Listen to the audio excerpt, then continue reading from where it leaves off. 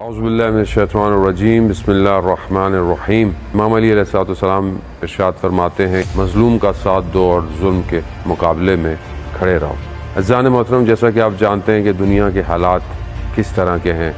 صبح اور شام جو خبریں ہمیں موصول ہو رہی ہیں وہ کس طرح کی۔ ایک مسلمان کے لیے یہ بہت سخت ہے کہ کوئی اور مسلمان کسی اور ملک میں مشکلات کی حالت میں۔ پیغمبر اکرم صلی اللہ علیہ وآلہ وسلم ارشاد فرماتے ہیں کہ وہ مسلمان نہیں جو صبح اٹھے اور جسے امت مسلمہ کی خبر نہ ہو۔ جی ہاں، ماہ مبارک رمضان کا آخری جمعہ آ رہا ہے اور آپ جانتے ہیں کہ امام خمینی رضوان اللہ تعالیٰ علیہ نے اسے بہت عرصے پہلے ہی کہہ دیا تھا کہ قدس کی آزادی کے لیے اگر ہم کچھ کرنا چاہتے ہیں تو ہمیں رمضان کے آخری جمعے کو قدس ڈے منانا پڑے گا۔ آج شاید ہمیں اس کی اہمیت کا اندازہ ہو رہا ہے کہ جس طرح آج دنیا کے حالات ہیں، دنیا خواب غفلت کے اندر، اور خاص طور پر میں مسلمانوں کو تو یہ نہیں کہوں گا بلکہ صرف وہ حکمراں کہ جو ظاہری دنیا کو اپنے لیے سب کچھ سمجھتے ہیں اور ایک بہت بڑا سودا کر مظلوموں کی آہو بکا پر خاموش ہیں۔ لیکن اگر ہم کچھ کرنا چاہتے ہیں تو ہو سکتا ہے کہ آپ کے ذہن میں خیال ہو کہ ہم کیا کر سکتے ہیں، ہر کوئی وہاں موجود نہیں ہے، لیکن آپ کا ایک قدم بھی خدا کے اس کام کے لیے آگے کی طرف بڑھ سکتا ہے۔ اگر انسان ایک اینٹ بھی لگائے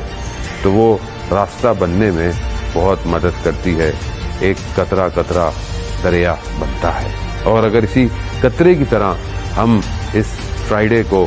جہاں جہاں بھی دنیا میں پروٹیسٹ ہو رہا ہے، ریلی ہے، احتجاج ہے، اگر ہم اپنے آپ کو قطرہ سمجھتے ہوئے بھی اس دریا میں شامل ہوں تو یہ ایک بہت بڑی موج بن سکتا ہے جو دشمن کو بہا کے لے جائے گا۔ آئیے، دنیا میں ہم کہیں پہ بھی ہیں، کسی بھی طریقے سے اگر ہم اس کاز کو سپورٹ کر سکتے ہیں، کہیں پر اگر ریلی ہے، کہیں پر اگر نماز جمعہ کے بعد پروٹیسٹ ہے، کہیں پر اگر آپ صرف پلے کارڈ لے کر کھڑے ہو سکتے ہیں، کہیں پر اگر آپ کسی کانفرنس میں، کسی پروگرام میں شرکت ہو کر، کہیں پر آپ کسی پروڈکٹ کی بائیکاٹ کر کہیں پر آپ اپنے سوشل میڈیا پر کوئی پوسٹ لگا کر کچھ بھی کر سکتے ہیں تو خدا را کیجئے۔ انسانیت پکار رہی ہے، مظلوم صدائیں، ماہ مبارک رمضان میں لوگ بے گھر ہیں، لوگوں کے بچوں کے لاشیں ان کے ہاتھوں میں ہیں۔ شاید یہ سہنے، یہ منظر ہم سے دیکھے بھی نہ جائیں،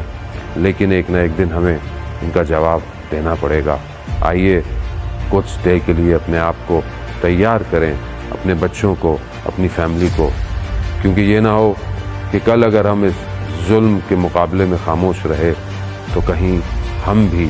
ظالم نہ بن جائیں۔ جو خاموش ہے وہ بھی ظالم ہے۔ اللہ